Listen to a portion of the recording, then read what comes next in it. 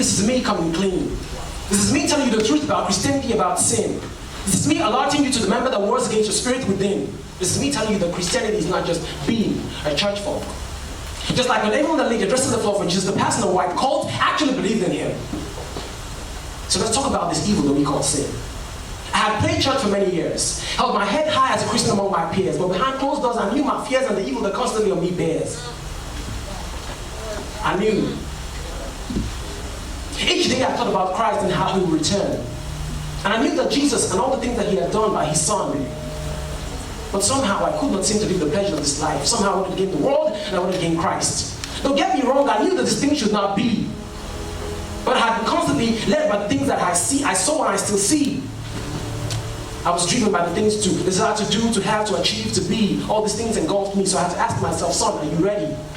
If the master comes this moment, are you going to ascend with glee? Or the rapture, leave you here, leave me? So my question for us today is, how ready are we? How ready are we? And so Christ opened my eyes to see the scripture in Revelation chapter 3 and verse 10, where he said that if we keep ourselves, he's going to keep us from the temptation that will come at the end. And then like a flash, I saw Luke chapter 17, where two men in the bed sleeping, and one is taken and the other is left behind. Two women grinding the meat, one is taken and the other is left to grind. So my friends, today is placed before you, life in this place, death. But I urge you to choose life so that you will not be left to the rapture here on earth. And that, like in 1 Thessalonians 4 verse 17, we will ascend in the air and be caught up with him.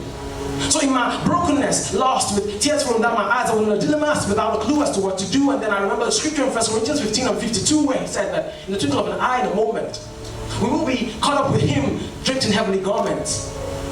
But then somewhere in the corner of my mind, as I experienced this, sin kept tugging and telling me, don't leave me. If you do, you will miss all the fun that I afford you. I'm like your 4G did a bundle.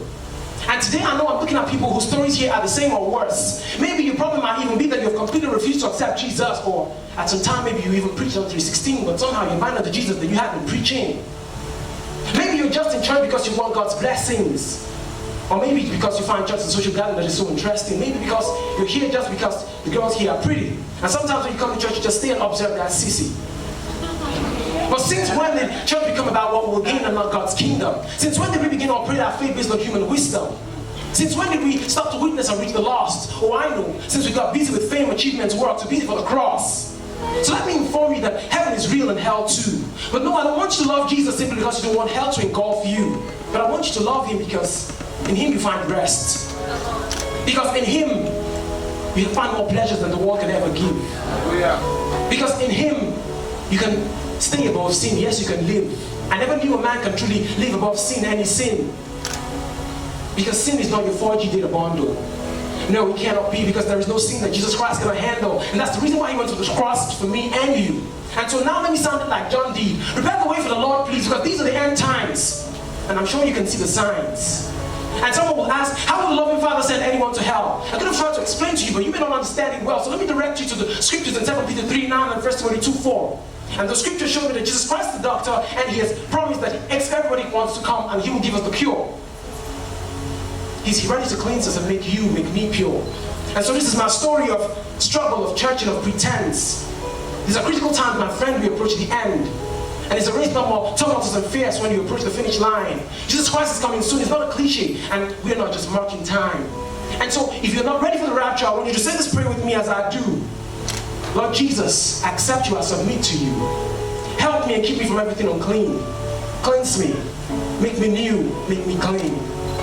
So that on that day I shall sing the heaven song with the angels and the elders in that place where I belong. Amen.